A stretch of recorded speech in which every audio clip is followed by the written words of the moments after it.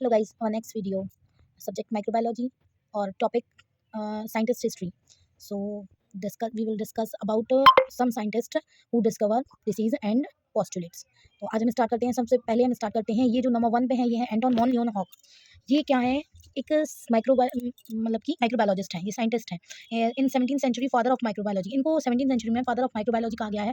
Dutch microscopist who was first to observe live micro organism in water mud and saliva. इन्होंने पहला जिंदा micro organism को observe किया है, किसमें? वाटर मड में एंड सलाइवा में। जॉन हंटर 82nd है, जॉन हंटर जो 18th सेंचुरी में स्कॉटिश सर्जन थे। He was considered the leading authority on venereal disease, यानी कि कई तरह के डिसीज उन्होंने बताए हैं। And believe that syphilis and gonorrhoea were caused by a single pathogen. इन्होंने बताया है कि जो एसटीआई सेक्सुअल ट्रांसमिशन डिसीज है, ये एक सिंगल पैथोजन भी इनको मतलब बना सकता है, इनसे कॉज हो सकता है। तो मतलब कि जैसे कि पैथोजन रोग, जितने भी रोगजनक रोगाणु हैं, तो गोनोरिया एंड सिफिल क्या है? सेक्सुअली ट्रांसमिटेड डिसीज में से एक है। इन्होंने इसकी डिस्कवरी वगैरह की है। थर्ड है Edward Jenner. Edward Jenner in 18th and 19th century में एक क्या है? ये इंग्लिश फिजिशियन है एंड साइंटिस्ट भी हैं ये। इन्होंने बताया हु पियोन द कंसेप्ट, इन्होंने वैक्सीन का concept including creating the smallpox the world first vaccine, जो कि वर्ल्ड की फर्स्ट वैक्सीन थी। इन्होंने उसको क्रिएट किया और बताया कि स्मॉल वैक्सीन में इन्होंने मतलब उसका एक्सपेरिमेंट किया। तो इनको अपन जब भी मतलब कि स्मॉल पॉक्स का जितना भी हिस्ट्री होगा ये इन्होंने किया है।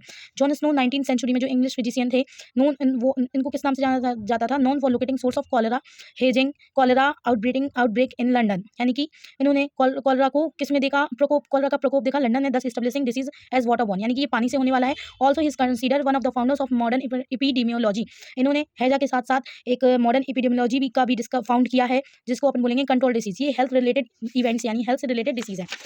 फिफ्थ अपन बात करेंगे इग्नाज सिमेल्विस। 19th सेंचुरी में एक हंगेरियन फिजिशियन एंड साइंटिस्ट थे। उनको अर्ली पिनियर ऑफ एंटीसेप्टिक प्रोसीजर्स भी कहा गया है, यानी कि इन्फॉर्मेशन, यानी कि कोई भी चीज़ की इन्फॉर्मेशन जब देना हो, आने वाली हो, तो उसको इन्होंने बताया। Describe as the saviour of mother. फिर उन्होंने औरतों के लिए, जितनी भी प्रेग्नेंट वुमेन है उनके लिए इन्होंने एक नियम बनाया, उसका नेम था saviour of mother. He discover the incidence of puerperal sepsis can be prevented if the attending nurse apply hygiene measure hand washing stop infection. उन्होंने बताया कि यदि हम जेनाइटल ट्रैक्ट सेप्सिस या फीवर या इन्फेक्शन को यदि रोकना है हमें, तो पहले हमें हाइजीन मेंटेन करना चाहिए। सबसे पहले हमें हाथ धोने चाहिए, जो कि इन्फेक्शन को रोकेगा।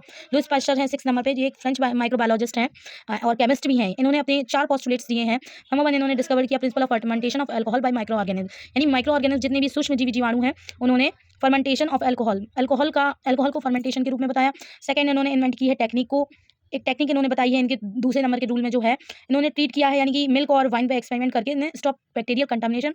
जितने भी बैक्टीरियल कंटामिनेशन थे, बैक्टीरियल चीज़ें थी, उनको इन्होंने रोका है। उसी को हम बोलेंगे पेस्चुराइजेशन। और फिर उन्होंने थर्ड नंबर पे क्रिएट की है फर्स्ट वैक्सीन, जिसका नेम है rabies bacillus anthrax. Bacillus anthrax एक मतलब कि बहुत बैक्टीरिया, कई तरीके के बैक्टीरिया हैं इसके, ये बहुत सारी टाइप्स हैं बैसिलस एंथ्रैक्स के। तो ये कोकाई शेप्ड रॉड शेप्ड में है। अब अपन देखते हैं लुइस पास्चर के बारे में, जिन्होंने जर्म थ्योरी दी थी। Louis Pasteur work in the middle and late 1800 s में। लुइस पास्चर ने काम किया है मिडिल में एंड लेट में। He perform numerous experiment to discover why wine and dairy product become sour. इन्होंने मतलब डिस्कवर किया कि क्यों शराब, अल्कोहल और डेयरी जितने भी प्रोडक्ट हैं, जैसे कि लाइक कर्ड, मिल्क, और मतलब कि ये शोर क्यों है, कड़वे क्यों है।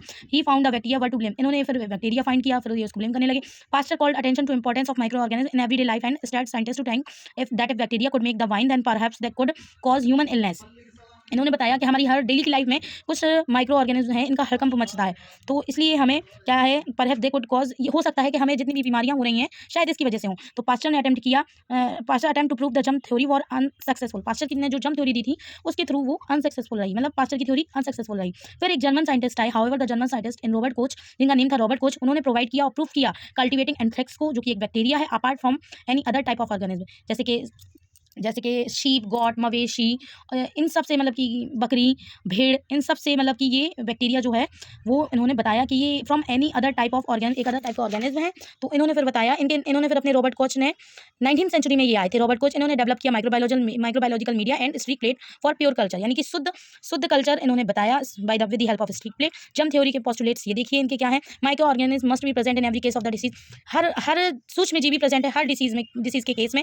Organism must be grown in pure culture from the disease host, यानी कि जैसा मतलब कि रोग है, तो ये डेवलप करने में और ग्रो करने में, विकास में और मतलब कि उसकी ग्रो करने में उसकी हेल्प करता है pure culture. Inclusion of above into host must give same disease, यानी अपन जो इसमें डालेंगे वही उसमें सेम प्रोसेस के थ्रू सेम डिसीज निकल के आएगा। थर्ड वाले में organism must be recovered from experimentally infected host. Organism को हम देख सकते हैं, ऑब्जर्व कर सकते हैं एक्सपेरिमेंट के through. Number I don't know what is number. Alexander Fleming next है अपने, जो कि 1928 में एक स्कॉटिश फिजिशियन है एंड माइक्रोबायोलॉजिस्ट है।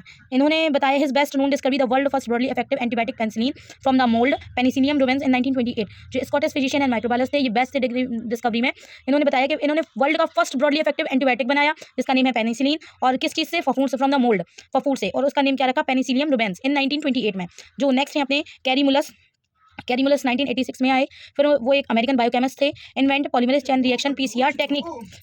कैरीमुलस नाम के साइंटिस्ट थे जो कि 1986 में आए थे। वो एक अमेरिकन बायोकेमिस्ट थे। उन्होंने इन्वेंशन किया था पॉलीमरेज चेन रिएक्शन का, जिसको हम बोलते हैं पीसीआर टेक्निक। ये डीएनए में यूज़ की जाती है, यानी कि डीएनए में जितने भी 1 या लाख करोड़ उसका एम्पलीफिकेशन ये ज़रा में, मतलब कि डीएनए जो कम है उसका ज़रा में ये डबल कर देता है। और किस किस के लिए, मतलब बता देता है किस किस के लिए ये काम करती है टेक्निक। कोविड-19, HIV, forensic test, genetic engineer. Zur Hausen नाम के एक साइंटिस्ट है नेक्स्ट। वो एक जर्मन वायरोलॉजिस्ट है। वायरोलॉजिस्ट यानी वायरस की स्टडी करने वाला। He has done research on cancer of the cervix. Vaginal part में जो कैंसर है उसको उन्होंने बताया। वर्ड he discovered the role of papilloma virus, यानी कि उन्होंने बताया कि इस कैंसर में इस पैपिलोमा वायरस का रोल है। वो उस रिसर्च से उन्हें directly made possible the development of vaccine HPV। फिर उन्होंने एक रिसर्च सेंटर में उसकी जाके वैक्सीन को बनाया जिसका नेम है HPV, यानी कि ह्यूमन पैपिलोमा वायरस। ये रहे कुछ साइंटिस्ट और उनकी डिस्कवरी। तो हम आगे मिलते हैं और भी रिलेटेड टॉपिक्स के। प्लीज़ कमेंट में जरूर बताइएगा आपको कैसा लगा। Thank you so much guys. Please like, share and subscribe. Thank you so much.